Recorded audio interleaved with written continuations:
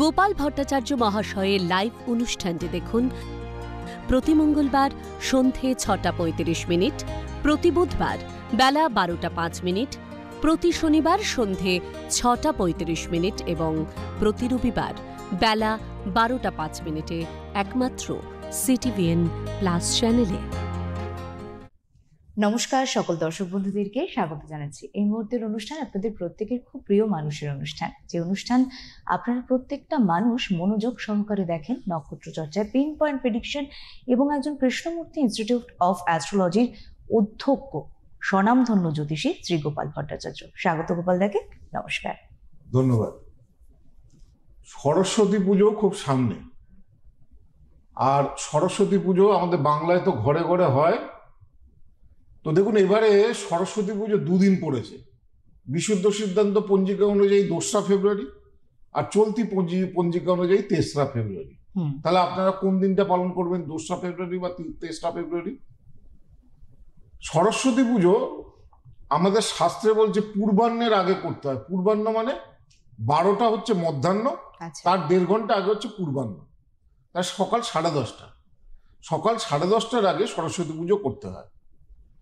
সেই নিয়মে দেখতে গেলে বিশুদ্ধ সিদ্ধান্ত পঞ্জিকায় কিন্তু সকালবেলাটা পঞ্চমীটা পাওয়া যাচ্ছে না। হ্যাঁ, পঞ্চমী পড়ছে পরে 2 তারিখে। আবার চলতি পাঁজি অনুযায়ী 3 তারিখে সকাল থেকেই পঞ্চমী থাকছে। পঞ্চমীটা সকালবেলা ওই 10টা 10:30 নাগাদ কেটে যাচ্ছে। তো স্বাভাবিক নিয়মে দুটো পঞ্জিকায় কিন্তু এবারে মানে দুটো পঞ্জিকার নিয়মে মেনে পুজো করলে এবারে কোনো ক্ষতি নেই। মানে যারা ইচ্ছা করবে, যারা মনে করবে 2 তারিখে 10:30টার মধ্যেও সরস্বতী পুজো করতে পারে, নতুবা 3 তারিখ সকাল 10:30টার মধ্যেও করতে পারে। এবার আমাকে যদি কেউ জিজ্ঞাসা করে আপনি স্পেসিফিক্যালি বলুন কোনটা করলে বেশি ভালো হয়, তা আমি আমার বাড়িতে যে সরস্বতী পুজো হবে সেটা হচ্ছে 3 তারিখে হবে। আচ্ছা, হ্যাঁ, 2 তারিখে করলে ক্ষতি নেই। কারণ হচ্ছে আমরা সবসময় পঞ্চমীর যে সকালটা যেটা পাই সেই দিনটাকে আমরা পুজো করার জন্য চেষ্টা করি। হ্যাঁ, তো সেই হিসাবে পঞ্চমীর সকালটা পাওয়া যাচ্ছে, কিন্তু দুটো পাঁজি অনুযায়ী, অর্থাৎ বিশুদ্ধ সিদ্ধান্ত পাঁজি অনুযায়ী। বাকি অন্য যা চলিত যে পাঁজিগুলো রয়েছে, বাকি তো আরো 5-6টা পাঁজি রয়েছে, সবকটা অনুযায়ী এবারে কিন্তু পঞ্চমী কিন্তু সকালবেলাটা পাওয়া যাচ্ছে কিন্তু 3 তারিখে। তো সুতরাং যারা 2 তারিখে করবেন তাদেরও ক্ষতি নেই, কিন্তু 3 তারিখটা অধিক প্রশস্ত পুজো করার ক্ষেত্রে, সরস্বতী পুজো করার ক্ষেত্রে, এবং 10:30টার আগে। আর এই সরস্বতী পুজো মানেই হচ্ছে যেটা শুরু হয়ে যায় সেটা হচ্ছে ছাত্রছাত্রীদের। আজকে তো আমি বলবো 3টে রাশির 2025, 3টে এই বৃষ রাশি, কৃত্তিকা, রোহিণী এবং মৃগশিরা, এই 3টে নক্ষত্র নিয়ে। তো যেটা সরস্বতী পুজোর নিয়ে আগে বলে নিই, তারপরে আমি 3টে বিষয় নিয়ে বলবো। যেটা হচ্ছে যে সরস্বতী পুজোয় কি করবেন, কোন উপচার করবেন। কারণ সরস্বতী পুজো মানে হচ্ছে সরস্বতী পুজোর পর থেকে সব পরীক্ষাগুলো আরম্ভ হয়ে যায়। সমস্ত রকম পরীক্ষাগুলো, ক্লাস 10-এর পরীক্ষা বা স্কুলের পরীক্ষা, উচ্চ মাধ্যমিকের পরীক্ষা, আইসিএসসির পরীক্ষা, সিবিএসসির পরীক্ষা, জয়েন্ট এন্ট্রান্সের পরীক্ষাগুলো, নিটের পরীক্ষাগুলো, সব পরীক্ষাগুলোই মোটামুটি স্টার্ট হয়ে যায়। তো আমরা সরস্বতী পুজোর দিনে কিছু উপাচার করব। প্রথম কথা হচ্ছে যে আপনার ছেলেমেয়েরা যে পেন দুটো পেন রেডি করুন। দেখুন, পরীক্ষার হলে আমি সবসময় বলি যে পরীক্ষার হলে কালো পেন যত ব্যবহার করা যায়, কেন কালো আর নীল এই পেনটা অ্যালাও পরীক্ষার হলে, অন্য পেন তো অ্যালাও নয়। কালো কালি অ্যালাও বা নীল কালি অ্যালাও। তো নীল কালি শনির প্রতীক, নীল রং হচ্ছে শনির রং। নীল রঙে যত লেখালেখি হয় কি হয় না, একটু স্লো হয়ে যায়। হাতের লেখা বলুন বা জানা জিনিস অনেক সময় ভুল হয়, ইত্যাদি ইত্যাদি। তো নীল রং, এখন নীল রং অনেকে ব্যবহার করে, তারা কি করবে, কালো রং নীল রং দুটো রঙেরই পেন নেবেন। মানে পেনের রং যাই হোক, পেনের রং যা হতে পারে, কালির কথা বলছি, কালিটা কালো বা নীল এই দুটো রঙের পেন মাস্ট নেবেন। দুটো রঙের পেনের মধ্যে দুটো পলাশ ফুল বাঁধবেন হলুদ সুতো দিয়ে, হ্যাঁ, এই সাদা সুতো দিয়ে, হোয়াইট সুতো দিয়ে। কারণ শ্বেত পদ্মা সোনা দেবী, শ্বেত পুষ্প পশোভিতা, শ্বেতাম্বরা ধরা নিত্যম, শ্বেত গন্ধার্ণুলেপনা, শ্বেতাক্ষ সূত্র হস্তাচ, শ্বেত চন্দন চর্চিতা, শ্বেত বিনা ধরা শুভ্র, শ্বেত অলঙ্কার ভূষিতা। মা সরস্বতী সাদা পদ্মের ওপর বসে থাকে, সেই জন্য বলছে শ্বেত পদ্মাসনা দেবী শ্বেত পুষ্প প্রশোভিতা, সাদা ফুলের মালা বলে পরে, শ্বেত পুষ্প প্রশোভিতা, শ্বেত পদ্মাসনা দেবী শ্বেত পুষ্প প্রশোভিতা শ্বেতাম্বরা ধরা নিত্যম শ্বেত গন্ধাণ্ডুলে করা। সাদা চন্দন সরস্বতীর প্রিয়, তিনি শ্বেত চন্দন মাখেন, তার গায়ে গাত্রে শ্বেত চন্দ্রনের আঘ্রাণ। তো শ্বেত পদ্মাসনা দেবী শ্বেত পুষ্প প্রশোভিতা শ্বেতাম্বরা ধরা নিত্যম শ্বেত গন্ধাণ্ডুলে করা। শ্বেতাক্ষ সূত্র হস্তাচ, হাতে শ্বেতাক্ষ সূত্র হস্তাচ, মানে সোজা কথা যদি পুরুষ লোকটার মানেও না বলি, অনেক বড় হয়ে যাবে। মা সরস্বতীর প্রিয় রং হচ্ছে সবকিছুই সাদা। আচ্ছা, সেই জন্য বাড়িতেও যাদের সরস্বতী পুজো করা উচিত, মানে যারা সরস্বতী পুজো করে, চেষ্টা করবেন। এখন তো ঠাকুরও নিয়ে আসেন আপনারা বিভিন্ন রকম সাজা, আপনাদের ইচ্ছা অনুযায়ী। সাদা কাপড়ের সরস্বতী, সাদা রঙের সরস্বতীর রং সাদাই হয়, গায়ের রং দেখবেন সরস্বতী সাদা, মানে শাড়ির কালারটা, শাড়ির কালার হোয়াইট, গয়না যত বেশি একটু হোয়াইট হবে ঠাকুরের প্রতিমা, সেই সরস্বতী তত ভালো। আচ্ছা, আর সরস্বতী যদি পদ্মের ওপরে বসা পান, বসা সরস্বতী, বাড়িতে দাঁড়িয়ে সরস্বতীর পুজো খুব একটা করতে নেই। যিনি বিদ্যা প্রদান করবেন, যিনি জ্ঞান প্রদান করবেন, সে তো বসে, সেটা সেই সরস্বতীকে শুভ বেশি বলা হয়। দাঁড়িয়ে সরস্বতী ক্ষতি নেই, কিন্তু মেন ব্যাপার হচ্ছে যে মা সরস্বতী বসে আছে, সাদা বস্ত্র পরে আছে, সেই ধরনের সরস্বতীর বাড়িতে পুজো করা উচিত। তাহলে এইটা বললাম, সাদা সুতো দিয়ে পলাশ ফুল দিয়ে ওই নীল পেন এবং কালো পেনে, এই নীল পেন এবং কালো পেন, নীল রঙের কালি কালো রঙের কালির মধ্যে এটাকে বাঁধবেন। বেঁধে একটা কলা পাতার মধ্যে বা নতুন পাত্র, যদি পেতলের থালা পান তাহলে খুব ভালো, যদি পেতলের থালা না পান নতুন হতে হবে, নাহলে কলা পাতার মধ্যে ওই দুটো পেন, যেখানে মা সরস্বতীর পুজো হচ্ছে সেখানে দেবেন। সেখানে দিয়ে পেনের মধ্যে যে সাদা চন্দনের 3টে করে ফোঁটা দেবেন, সেই তো চন্দন চর্চিতা, সাদা চন্দনের 3টে ফোঁটা দেবেন। আর দেখুন এখন বসন্তকাল শুরু হয়ে যাচ্ছে, এইসব একটু পরে কিছুদিন পরে তো দোল আসবে, তো এই সরস্বতী পুজো মানে বসন্তকাল শুরু হয়ে গেছে। তো সেই যে বসন্তকালে চারিদিকে বিভিন্ন রঙের পলাশ ফুল ফোটে, আকাশ বাতাস সমস্ত দিকে একটা সুন্দর রং তৈরি হয়। সেই জন্য বসন্তকাল হচ্ছে প্রেমের মাস, মনের মধ্যে প্রেম ভালোবাসার বাড়ে। তো সেই জন্য এই বসন্তকালে আবির অভ্র, আবির এবং অভ্র, অভ্র মানে ওই যে চিকচিকে করে যেটা সাদাটা আবির, মা সরস্বতীকে মাস্ট আবির অভ্র দিতে হয়। আবির অভ্র মাস্ট দেবেন। আর ওই পেনের মধ্যে যদি পারেন, পলাশ ফুল তো ইজি পাওয়া যায় সব জায়গায়, যদি আরেকটা পারেন পেনের মধ্যে জবের শীষ, ওই নীল পেন আর কালো পেনের, তাহলে কি বললাম, দুটো পেন নেবেন, একটা নীল কালি, একটা কালো কালি, একটা জবের শীষ, একটা করে পলাশ ফুল। দুটো পেনের মধ্যে যে পেন দুটো পরীক্ষায় ব্যবহার করবেন, সেই পেন দুটোর মধ্যে যদি মনে করুন ওটা নাও ব্যবহার করেন, যে কিন্তু পেন্সিল বক্সে রাখতে হবে, বা পরীক্ষার হলে যে যখন যাবেন ব্যাগে রাখতে হবে। এটা শুধু ছাত্রছাত্রীদের নয়, যারা গভর্নমেন্ট সার্ভিসের পরীক্ষা দেবে, যারা বিভিন্ন ধরনের পরীক্ষা দেবে, তাদের বসন্ত পঞ্চমীকে পেনকে, কলমকে শুদ্ধ করতে হয়। আগে তো দোয়াত ছিল, খাগের কলম ছিল, আগে খাগের কলম দিয়ে লেখা হতো, সেই ট্র্যাডিশনই চলছে। মা সরস্বতীকে খাগের কলম দেওয়া হয়, হ্যাঁ দেওয়া হয়, এখনো দেওয়া হয়, দোয়াত কলম দেওয়া হয়, খাগের কলম দেওয়া হয়, সবই দেওয়া হয়। কিন্তু এখন পেন, এখন তো পেন ছাড়া অচল কোনো কিছু লেখা বা পরীক্ষা বা পড়াশোনা। তো পেন দুটোকে মায়ের কৃপা যাতে তার উপরে বর্ষায়, সেটাকে পেন দুটোকে জবের শীষ, একটা পলাশ ফুল দিয়ে সাদা সুতো দিয়ে ভালো করে বেঁধে নেবেন, দিয়ে ওই কলা পাতার মধ্যে রেখে দেবেন। আর ওর মধ্যে একটু আবির এবং অভ্র, যে কোনো কালারের আবির হতে পারে, সবুজ রং ব্যতি রেখে। মনে রাখতে হবে সবুজ রং, আমরা যখন পুজোতে, বিভিন্ন পুজোতে আমাদের ডাকি, আমরা বলি সবুজ রং এবং কালো রঙের জামা কাপড় পরবেন না। হ্যাঁ, বিশেষ করে সবুজ রং। তো সবুজ রঙের আবির বাতি রেখে আপনারা যে কোনো রং, হলুদ রং হতে পারে, লাল রং হতে পারে, গোলাপি রং হতে পারে, সেই রঙের আবির ব্যবহার করবেন। আর এই রিং হেস পারিজাত সরস্বত্যই নম, এটা পারিজাত সরস্বতীর মন্ত্র। সরস্বতীরও এটা খুব স্ট্রং মন্ত্র।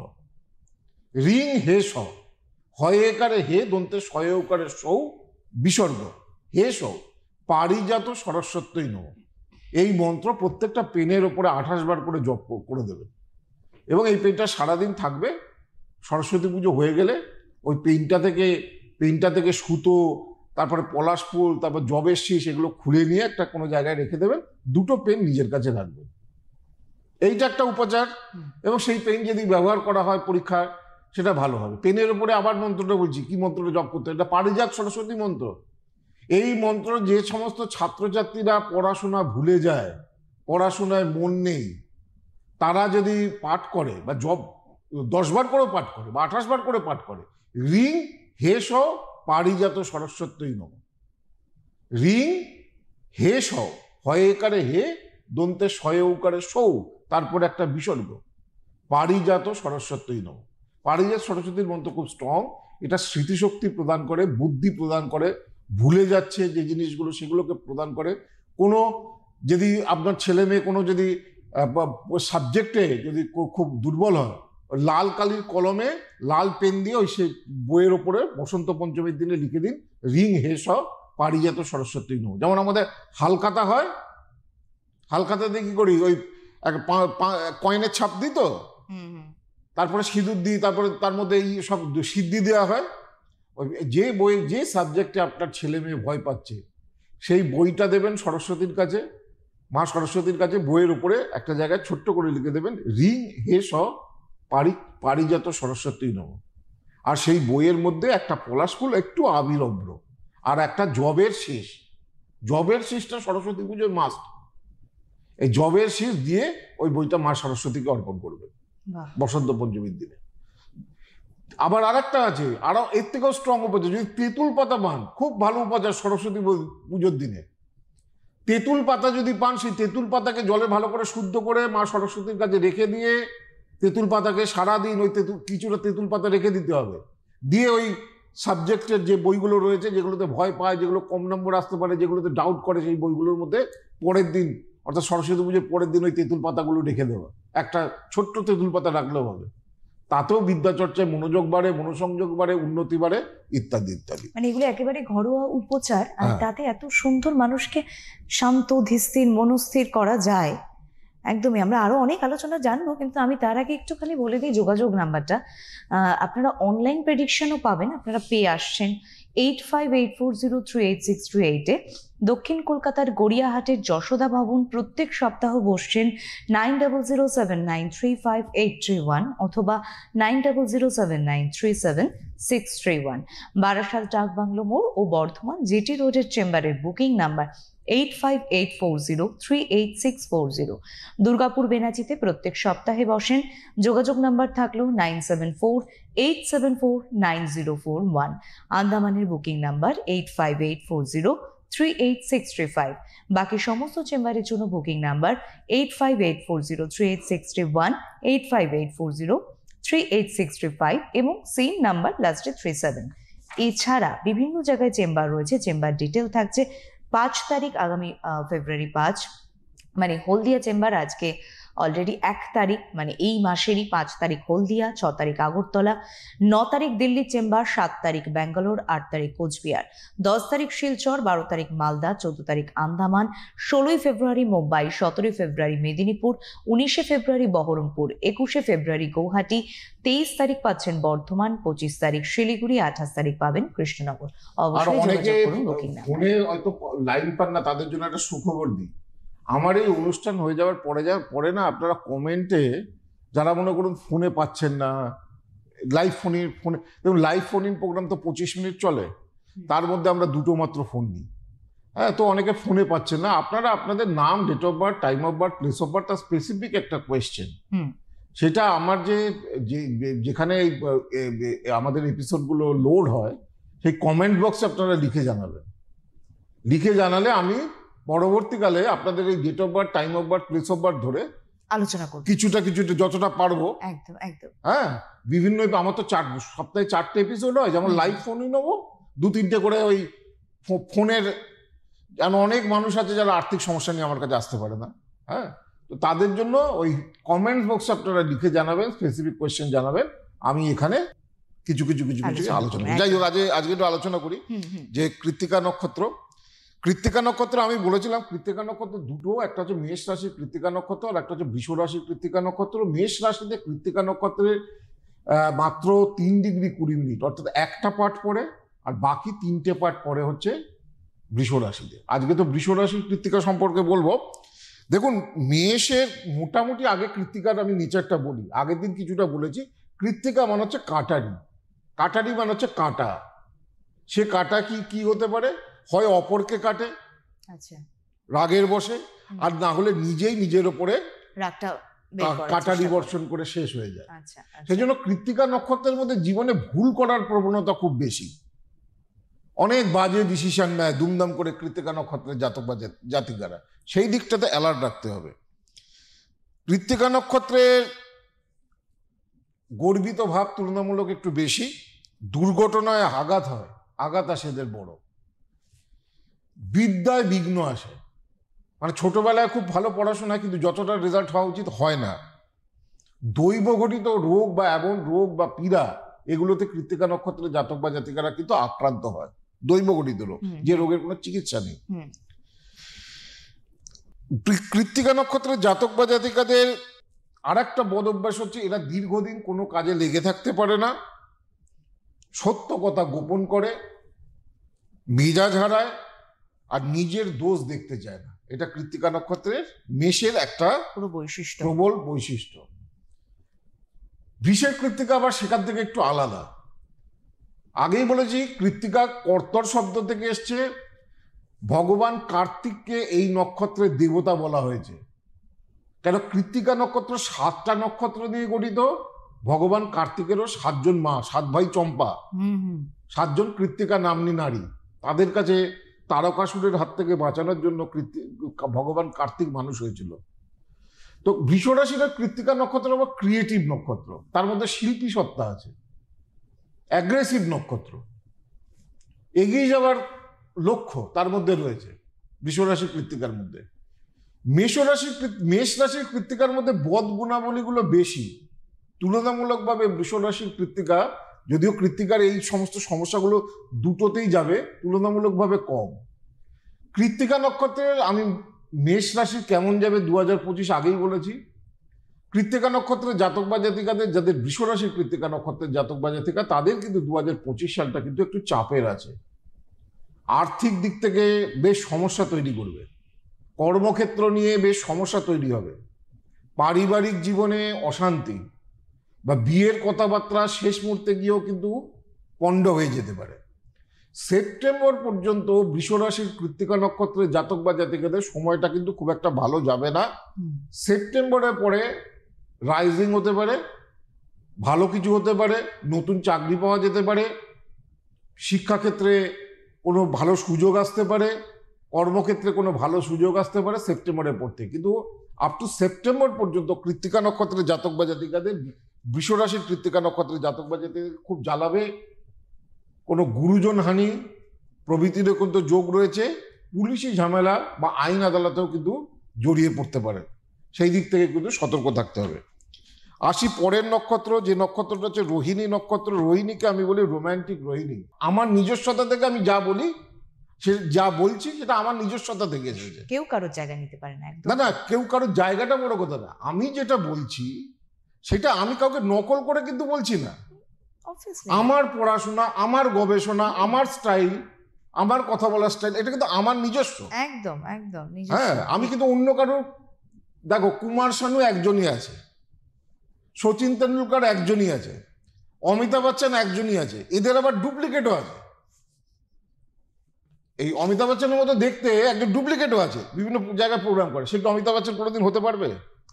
কখনো নয়। হ্যাঁ, তো সুতরাং আমাদের আসল জ্যোতিষটা বুঝতে হবে। তো যাই হোক, রোহিণী নক্ষত্র হচ্ছে, রোহিণী অল্পভাষী, আকর্ষক ব্যক্তিত্ব, কথায় কথায় লোকের পেটের কথা বার করে দিতে পারে। এরা আজ কি হবে সেটা নিয়ে ভাবে, ভবিষ্যৎ নিয়ে রোহিণী নক্ষত্র খুব একটা ভাবে না। একবার কোনো সিদ্ধান্ত নিলে রোহিণী নক্ষত্র সেখান থেকে সরে না। একটু ভীতু প্রকৃতির হয় রোহিণী নক্ষত্রের জাতক বা জাতিকারা। এরা সাংসারিক যাবতীয় ভোগসুখ, গাড়ি বাড়ি, যদি রোহিণী নক্ষত্র ভালো হয় গাড়ি বাড়ি উন্নতি সবকিছুই সাংসারিক যাবতীয় সুখ পায়। বদগুণ কি, অশুভ দোষ কি, বদরাগী, দীর্ঘস্থায়ী ক্রোধ, এদের মত না মেনে চললে এরা প্রচণ্ড রেগে যায়। রোহিণী নক্ষত্রের জাতক বা জাতিকারা সকল ব্যাপারে অন্যের দোষ ধরা রোহিণী নক্ষত্রের একটা অন্যতম দোষ। পরিকল্পনা ছাড়াই কাজ করে, ঈর্ষাপ্রবণ এবং যৌন উচ্ছৃঙ্খলতা রোহিণী নক্ষত্রের মধ্যে, যদি রোহিণী নক্ষত্রে যদি পীড়িত হয় তাহলে সেটা বেশি দেখা যায়। এখন রোহিণীর কেমন যাবে? রোহিণীর ক্ষেত্রে মার্চ মাস পর্যন্ত সময়টা খুব খারাপ। 29শে মার্চের পরে শনির যখন ট্রানজিট হবে, সেখান থেকে মে পর্যন্ত, বৃহস্পতির ট্রানজিট 10th মে এর আগে পর্যন্ত এই যে সময়টা, এই সময় রোহিণী নক্ষত্রে হঠাৎ কোনো ভালো কিছু হতে পারে। হ্যাঁ, নচে সেই অক্টোবর পর্যন্ত, আবার সেই মেয়ের পর থেকে অক্টোবর পর্যন্ত যে সময়টা রোহিণী নক্ষত্রের আছে সেটা কিন্তু খুব একটা ভালো পাওয়া যাচ্ছে না। হঠাৎ করে চাকরি চলে যেতে পারে, অ্যাক্সিডেন্ট বা দুর্ঘটনায় ক্ষতি হতে পারে, শরীর স্বাস্থ্য নিয়ে সমস্যা দেখা দিতে পারে রোহিণী নক্ষত্রের জাতক বা জাতিকাদের। তবে শিক্ষার্থীরা বছরের শেষে ভালো ফল পাবে। এবছর যদিও রোহিণী নক্ষত্রের মার্চের পরে সময়টা, কিন্তু আমি বললাম মার্চ থেকে মে পর্যন্ত সময়টা ঠিক আছে, কিন্তু মার্চের আগে কিন্তু ঠিক নেই। সেই জন্য পরীক্ষার্থীদের কিন্তু ভালো করে পরীক্ষা দিতে হবে। তো রোহিণীর পরে হচ্ছে মৃগশিরা। মৃগশিরা মানে হরিণের মাথা, আমি বলি মিনিংলেস মৃগশিরা, প্রচন্ড চঞ্চল একটা নক্ষত্র মৃগশিরা নক্ষত্র। হ্যাঁ, বিশ্বরাশির মৃগশিরা নক্ষত্র বিশেষ করে। মৃগশিরা মঙ্গলের নক্ষত্র, কিন্তু মঙ্গলের বছর হলেও মৃগশিরা নক্ষত্রের ক্ষেত্রে কিন্তু ভেরি ডেঞ্জারাস ইয়ার। বড় ধরনের রক্তপাত, বড় ধরনের দুর্ঘটনা, বেকারত্ব, ঋণ বেড়ে যাওয়া, ঝগড়াঝাটি, অশান্তি, পাড়া প্রতিবেশীর থেকে শত্রুতা, এই সমস্ত কিছুই কিন্তু মৃগশিরা নক্ষত্রের জাতক বা জাতিকাদের কিন্তু 2025-এ কিন্তু ভোগ করতে হবে। বিশেষ করে জুলাই মাস পর্যন্ত খুব প্রবলেমেটিক টাইম মৃগশিরা নক্ষত্রের। জুলাইয়ের পর থেকে কিছুটা অবস্থার উন্নতি হতে পারে। এই জানালাম 3টে নক্ষত্র। আর জানাই যে আগামী 1 মার্চ থেকে আমাদের কৃষ্ণমূর্তি ইনস্টিটিউট অফ অ্যাস্ট্রোলজির পরিচালনায় যে এক বছরের একটা জ্যোতিষ কোর্স শুরু হচ্ছে। আমার প্রত্যক্ষ তত্ত্বাবধানে, যদি সঠিকভাবে জ্যোতিষ শিখতে চান, আমার প্রত্যক্ষ তত্ত্বাবধানে আমি শেখাচ্ছি। আমাদের বাগবাজার শাখা এবং দুর্গাপুর শাখা, বয়সের কোনো বাধ্যকতা নেই। শনিবার ক্লাস অথবা রবিবার ক্লাস, 3টে থেকে 6টা 3 ঘন্টা ক্লাস। পামিস্ট্রি, হাত দেখা, বাস্তু, বৈদিক অ্যাস্ট্রোলজি, কৃষ্ণমূর্তি পদ্ধতি সবকিছুই এখানে শেখানো হবে। তো আপনারা এবং 1 বছরের সামনে আমাদের সেমিনার আসছে, খুব বড় সেমিনার, হাজার হাজার মানুষ আসবে পৃথিবী থেকে, ওয়ার্ল্ডের বিভিন্ন নাম করা অ্যাস্ট্রোলজাররা আসবে। খুব ভেরি রিসেন্ট আমি অ্যানাউন্স করে দেবো কিছুদিনের মধ্যে। বড় জ্যোতিষ সেখানে আপনারা সার্টিফিকেট এবং রেজিস্ট্রেশন পাবেন। তো বাগবাজার শাখার যোগাযোগ নম্বর 8584038635, আর দুর্গাপুর শাখার যোগাযোগ নম্বর 9748749041। আর এখন যারা দেখাবেন তারা এই কামধেনুটা আর এই ডায়েরিটা সব চেম্বারে উপহার হিসাবে এখনো পাবেন। এই কামধেনু আর স্পেশাল ডায়েরি, এই দুটো জিনিস উপহার হিসাবে পাবেন। হ্যাঁ, সব চেম্বারে। আপনি অনলাইনে দেখেন, অফলাইনে দেখেন, সব চেম্বারে। সময় নেই, আমাদের থামতে হবে। 8584038638 অনলাইন। যারা আসতে পারছেন না বা তাড়াতাড়ি যোগাযোগ করার চেষ্টা করছেন, কারণ দাদার তো চেম্বার পেতে একটু সময় লাগে, মানে বুকিংটা একটু আগে থেকে করতে হয়। অনেক ধন্যবাদ দাদা, আপনাকে জানাই। ধন্যবাদ আপনাদেরকে, নমস্কার। গোপাল ভট্টাচার্য মহাশয়ের লাইভ অনুষ্ঠানটি দেখুন প্রতি মঙ্গলবার সন্ধে 6:35, প্রতি বুধবার বেলা 12:05, প্রতি শনিবার সন্ধে 6:35 এবং প্রতি রবিবার বেলা 12:05 একমাত্র CTVN+ চ্যানেলে।